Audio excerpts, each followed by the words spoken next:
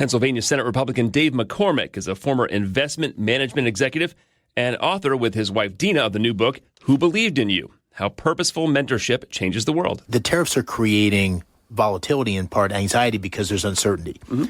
But you have to look at the big picture. There's a lot of certainty that these tariffs are coming into. Number one, we're headed into probably the biggest deregulation period since Ronald Reagan in 1981. Incredible. Two, we're unlocking energy and energy dominance, which is going to change our economic outlook in significant ways. Three, we're going to get the tax bill either extended or made permanent. I suspect made permanent, which is a critical part of certainty. And then finally, we have over $2 trillion of new investment that's already been committed over the last couple months. That's the context. And then the tariffs do create uncertainty. I'm in favor of doing this in the sense that it's necessary to make sure American workers are getting a fair deal. We've been getting an unfair deal for many, many years. And that's why reciprocal tariffs, which are targeted on places where the countries we trade with are putting in non-tariff barriers or unfair trade practices, is where I think we're going to have the biggest benefit. We'll learn a lot more in the next couple of days, obviously. What do you tell constituents who, let's say inflation goes up, let's say there's stagflation where the economy is not growing but prices are going up? What do you tell them that might be unhappy about that for the next weeks, months? Well, the way I think about the economy, it's kind of like a big aircraft carrier, and you got 5 or 6 different dials, right? For example, if you're cutting the cost of government significant, that's deflationary, right? If you are able to lower interest rates, that's inflationary. You're trying to find the right balancing act. So this is just one of many measures. The president's a business guy. He's going to continue to adjust as he gets feedback from the economy. But I do think the idea of taking some pain in terms of potential increase in prices in certain areas to ensure fairness for the American worker, which is going to create great paying jobs and be a stimulant to our economy, I think that's a trade-off worth taking as long as we can keep it focused on the areas where we have unfair trade barriers. Speaking of getting that tax bill passed, there are a couple special elections in Florida. There are 2 vacancies with the loss of 2 Democrats. Let's see things tighten up.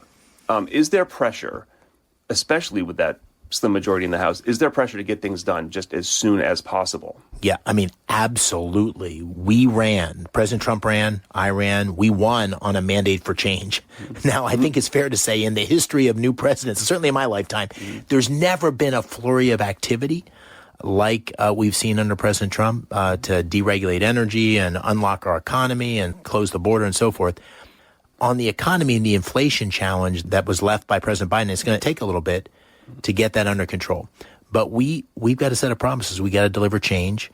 We have the majority in the House, Senate, and the White House, obviously. That gives us a lot of opportunity under reconciliation to make big changes.